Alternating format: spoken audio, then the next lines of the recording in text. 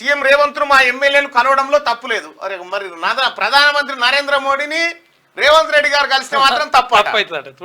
వీళ్ళదేమో సంసారం యువతలోడు చేస్తే వ్యభిచారం అన్నట్టు. నియోజకవర్గ సమస్యలపై కలిశారేమో, నియోజకవర్గ సమస్యలను కాదు, ఈ మెదక్ ఎమ్మెల్యేలు నలుగురిని రేవంత్ రెడ్డి గారి దగ్గర తోలింది నువ్వు కాదా? నువ్వే కదా తోలింది, నీ అనుమతి లేకుండా వచ్చినారు వాళ్ళు. మీ మామను బెదిరించే తనుగు నువ్వు ఆయన ఆట అది.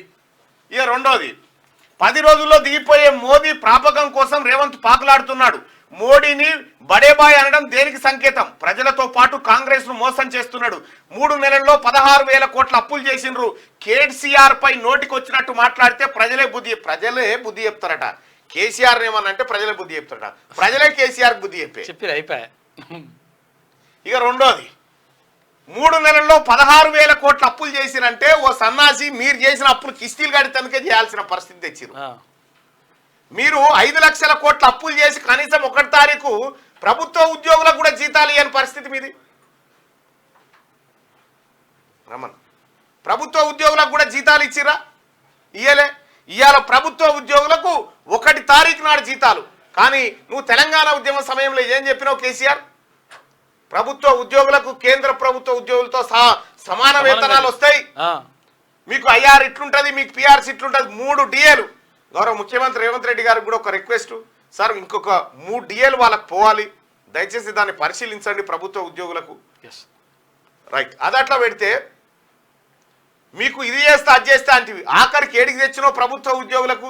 నీ ఇంట్లో పీనిగల మా జీతం మాకు ఇరా 1 తారీఖు అని కాడికి తెచ్చినావు కేసీఆర్, గాడికి తెచ్చినావు నువ్వు. మా నెల జీతం మాకు ఇరా, మా కష్టం మాకు ఇరా అనే కాడికి తెచ్చినావు. మళ్ళా కేసీఆర్ గెలిస్తే 3 నెలలకోసారి కూడా జీతాలు రాకపోవు సర్కారు ఉద్యోగులకు. అవు గట్లుండు. ఇవాళ ప్రభుత్వ ఉద్యోగులకు ఏ ఒక్క బిడ్డ కూడా కంఠశోకం పెట్టొద్దు, కష్టపడి తన భార్య బిడ్డలకు కడుపు నిండా అన్నం పెట్టాలి అన్న ఉద్దేశంతో రాష్ట్ర ప్రభుత్వం 10వ పరకో తీసుకొచ్చి మీరు చేసిన పెంటను బూడుస్తుంటే ఏం తిన్నాడు రేవంత్ రెడ్డి గారు? తిన్నారు ఈ 16,000 కోట్లు. ఇప్పుడు కాళేశ్వరం 2,88,11,100 కోట్ల రూపాయలు ఎటు పోయినాయి? అవి లెక్కలే లేవట కదా మీ కేసీఆర్ చేసిన కథ. లెక్కపత్రం లేకుంటే ఎటు పోయినాయి ఆ పైసలన్నీ? మీరా మాట్లాడేది? హరీష్ రావు గారు, మోడీని బడేబాయ్ అనడం దేనికి సంకేతం? మోడీని బడేబాయ్ అని రేవంత్ రెడ్డి గారు అన్నారు. సరే, అది అటు పెడితే నాగపూర్ కాడ ప్రెస్ మీట్ పెట్టి మీ మామ ఏమన్నాడు? మీరా జాన్ దోస్తే మోడీ అన్నాడు. మరి ఈ దేనికి సంకేతం? దేనికి సంకేతం? ఒక్క మాట చెప్పు కేసీఆర్, నువ్వు ఇక్కడ చేవెళ్ళ అభ్యర్థిని, మెదక్ అభ్యర్థిని ఎందుకు ప్రకటించలేదో చెప్పు. ఇప్పటి వరకు ఎందుకు ప్రకటించలేదంటే అక్కడ బీజేపీ అభ్యర్థిని ఎట్లా గెలిపించుకోవాలి అన్న కాన్సెప్ట్ నీకు ఉంది కాబట్టి చివరి వరకు అట్లా. ఇక్కడ ఆర్ఎస్ ప్రవీణ్ కుమార్ గారు, మీరు చూడండి, టీఆర్ఎస్ను మేమే ఓడించినామని కేసీఆర్ దండు చెప్తా ఉంది.